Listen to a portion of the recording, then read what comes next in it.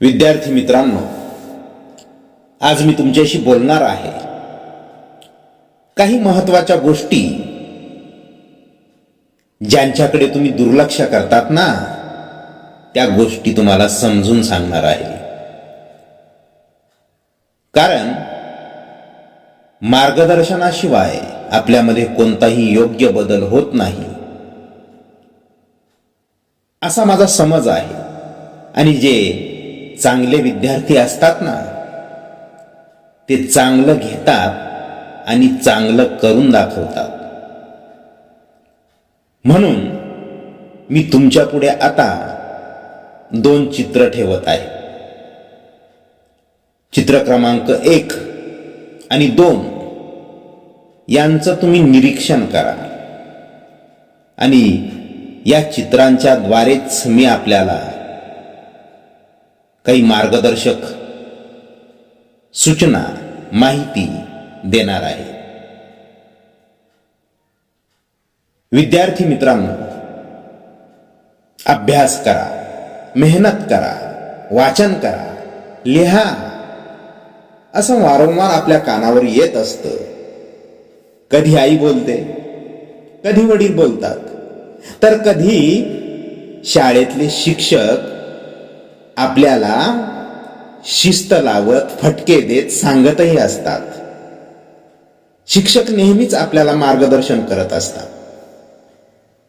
त्यामागे एकच कारण असतं, आपल्या पाल्याचं, विद्यार्थ्याचं भलं व्हावं, त्याचं कल्याण व्हावं,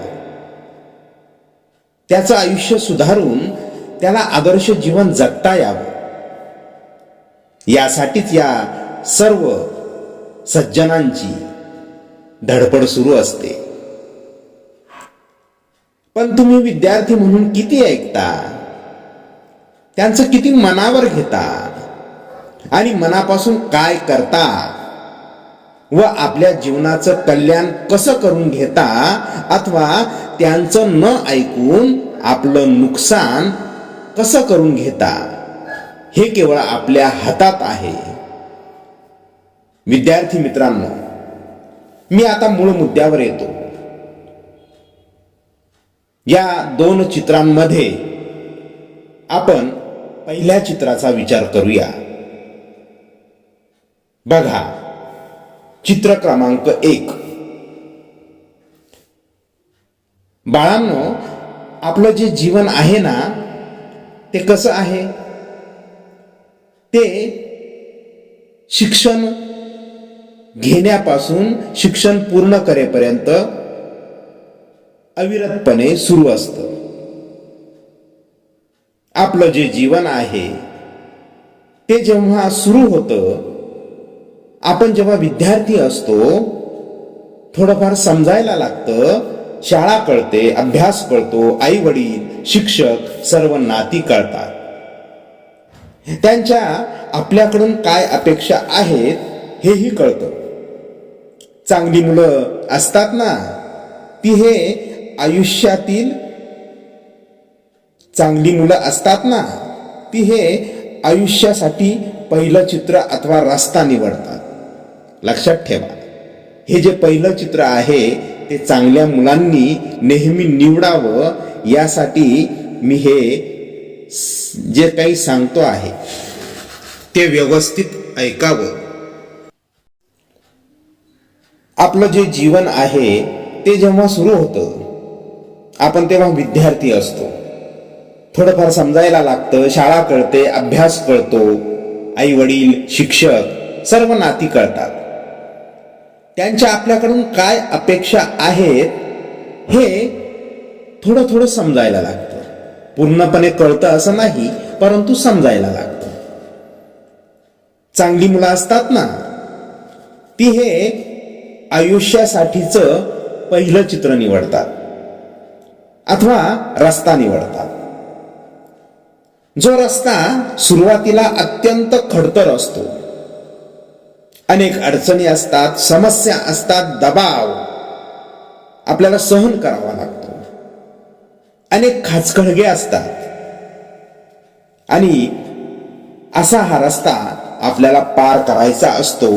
केवळ अभ्यासातून. जबाबदारीचं प्रचंड ओझं असतं. आई वडील गुरुजनांच्या अपेक्षा असतात. अभ्यासाचा प्रचंड ताण असतो. विविध परीक्षांना सामोरं जावं लागतं. कधी पास तर कधी नापास असं सर्व काही सहन करत जिद्दीने या खडतर रस्त्यावर चालत राहावं लागतं. त्रास जरी झाला तरी न थांबता चालावं लागतं. जीवनातली प्रत्येक परीक्षा पास व्हावी लागते. आव्हानं पेलावी लागतात. अश्रू पुसून हसावं लागतं. एवढं सगळं सहन केलं की मग आपल्यातून आदर्श विद्यार्थी निर्माण होतो. कळालं का? आदर्श विद्यार्थी तयार होतो. कारण तुम्हाला माहीतच आहे, सोनं जेवढं तापवलं तेवढं ते शुद्ध होतं.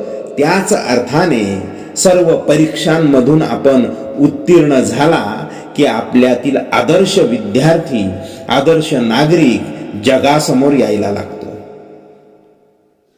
ज्याने अडचणींवर, संकटांवर मात केलेली असते तो विजयी होतो, उत्तीर्ण होतो. हवं ते यश तो मिळवितो. त्याला यशस्वीतेचं पारितोषिक मिळतं.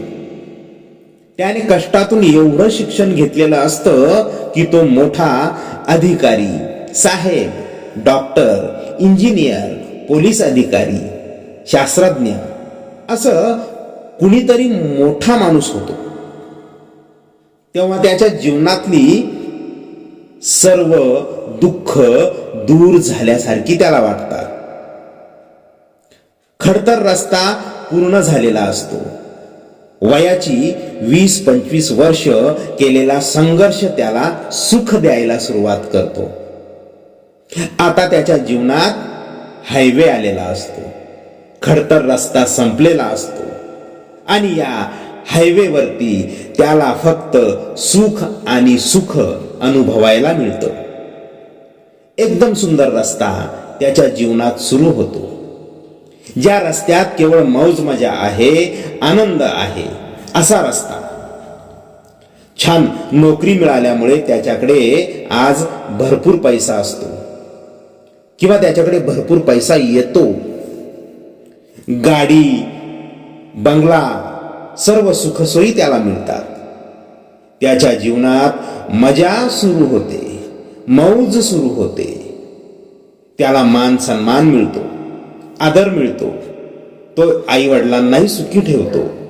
आपल्या जीवनाचे सार्थक करतो. जो सुरुवातीला कष्ट करतो ना, तो नंतर फक्त मौज मजा करतो, सुखाने जगतो. आणि आपण जर हा जो दुसरा रस्ता आहे तो निवडला तर काय होईल हे लक्षात घ्या. शालेय जीवनामध्ये आपण फक्त टिंगलटवाळी, मौज मजा केली, टाइमपास केला.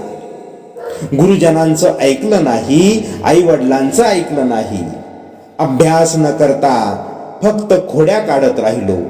अभ्यासाकडे दुर्लक्ष केलं. सातत्याने परीक्षांमध्ये नापास होत गेलो. जीवन असंच घालवत राहिलो.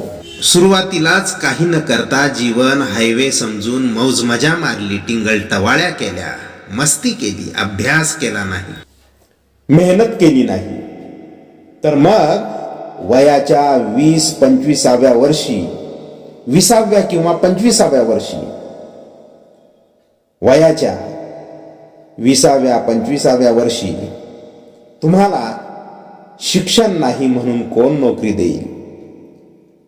कुणी तुम्हाला उभं तरी करेल का? तुम्हाला चांगल्या सवयी लागल्या नाही तर कोण तुम्हाला जवळ करेल? याचा विचार करा. नोकरी नाही तर मग पैसा नाही, पैसा नाही तर सुख नाही. कोण तुम्हाला खायला घालेल? मग काय आपण भीक मागणार आहोत? फक्त जगामध्ये भीक हीच गोष्ट हात पसरून फुकट मिळत असते. मग आपलं जीवन काय यासाठी आहे? कमी शिक्षण घेतलं तर हलकी कामं करावी लागतील. हमाली मजुरी जे मिळेल ते काम करावं लागेल पोटाची खळगी भरण्यासाठी. अरे जन्मदात्या आई वडिलांचा तरी विचार करा. काय वाटेल त्यांना? तुमच्या म्हाताऱ्या आई वडिलांना कोण आराम देईल? तुमच्या शिक्षणासाठी ज्यांनी आयुष्यभर राब कष्ट केले, मग काय त्यांना म्हातारपणी सुद्धा कष्ट करावे लागतील? नाही ना. असं होऊ नये असं मला वाटतं. तुम्ही शिकले नाही, नोकरी केली नाही तर त्यांना कोण खायला घालेल? त्यांना म्हातारपणी सुख देणं हे तुमचं कर्तव्य नाही का? कोण सुखात ठेवेल? त्यांच्या सर्व आशा तुमच्याशी निगडीत आहेत, एवढं लक्षात ठेवा. तुमचं लग्न तरी होईल का? आणि झालंच तर तुमच्या मुलांचं पालन पोषण तुम्ही कसं कराल?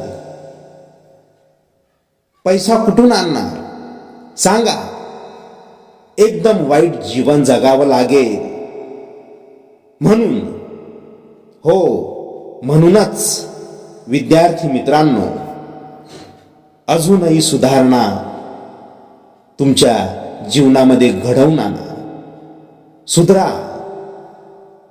जीवनात सुरुवातीला कष्ट सहन करा, खूप अभ्यास करा, मग बाकीच्या जीवनात फक्त मजा आणि आनंद लुटा.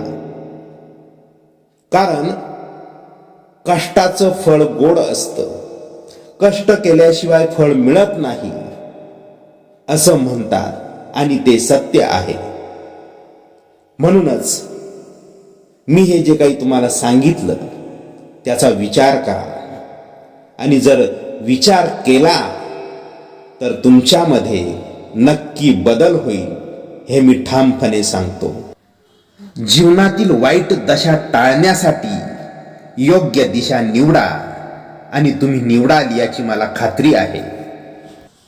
पश्चात्ताप करण्याची वेळ येणार नाही याची काळजी घ्या बाळांनो. मग होईल का बदल तुमच्या जीवनात? नक्की होईल, जर तुम्ही या गोष्टीचा गांभीर्यपूर्वक विचार केला तर. सर्व विद्यार्थ्यांना भावी सुखद जीवनाच्या हार्दिक शुभेच्छा. थांबतो.